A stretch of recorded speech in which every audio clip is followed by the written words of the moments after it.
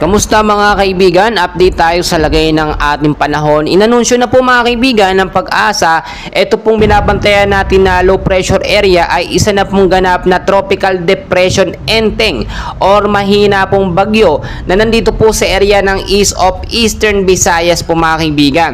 Ito po yung namataan mga kaibigan na may layo pong data na 120 kilometers north of northeast of Borongan City, Eastern Samar, na may layo din pong 150 kilometers east of Katarman, Northern Samar po mga kaibigan. Ang hangin niya po ngayon, kaya po sinabi ito na tropical depression enteng o mahinang bagyo, ay pumalo na po sa 45 kilometers per hour. Malapit pa rin po sa may sentro na may bugso naman pong pumapalo sa 55 kilometers per hour pa northwestward po ang kilos sa bilis naman po na 30 kilometers per hour. Kung makikita nyo mga kaibigan sa ating pinaka-live radar, ito po ipatuloy na kumikilos at gumagalaw.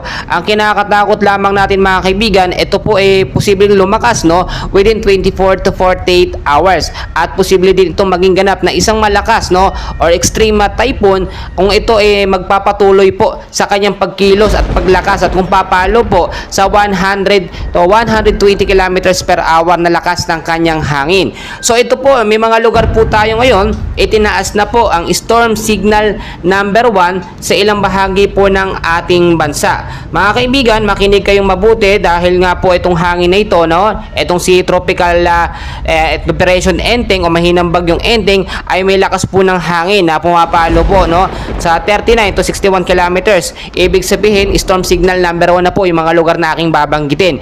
Dito mga kaibigan, sa area po ng Luzon, yung eastern portion po ng Camarines Sur, makakaranas po kayo dyan ng maulap na kalangitan. Meron po mga isolated light rains and heavy rainfalls pagdating po sa gabi. Mag-ingat po especially yung lugar po ng Catanduanes, Albay, Sorsogon, Burias Island at Ticao Island po. Maging handa tayo mga kaibigan. Samantalang dito naman po sa Visayas area, apektado po ang lugar po ng Northern Samar, Eastern Samar, Biliran, at northern portion po ng Leyte mga kaibigan. So maging handa po tayo.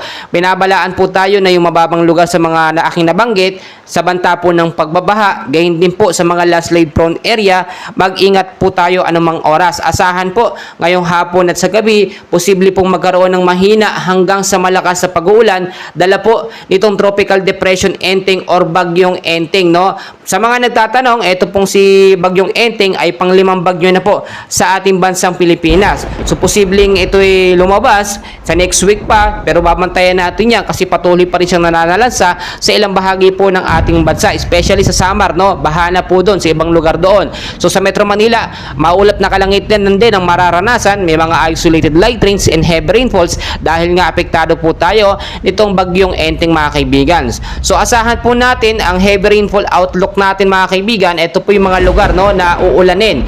Dito po 100 to 200 millimeters po na pag-uulan ang aasahan po dito sa Camarines Sur, Catanduanes, Albay, Sorsogon, Masbate, Northern Samar at Eastern Samar, kasama na po ang Biliran. Dito naman po 50 to 100 millimeters naman na pag-uulan ang posibleng asahan dito sa Quezon, Marinduque, Romblon at the rest po ng Eastern Visayas mga kaibigan.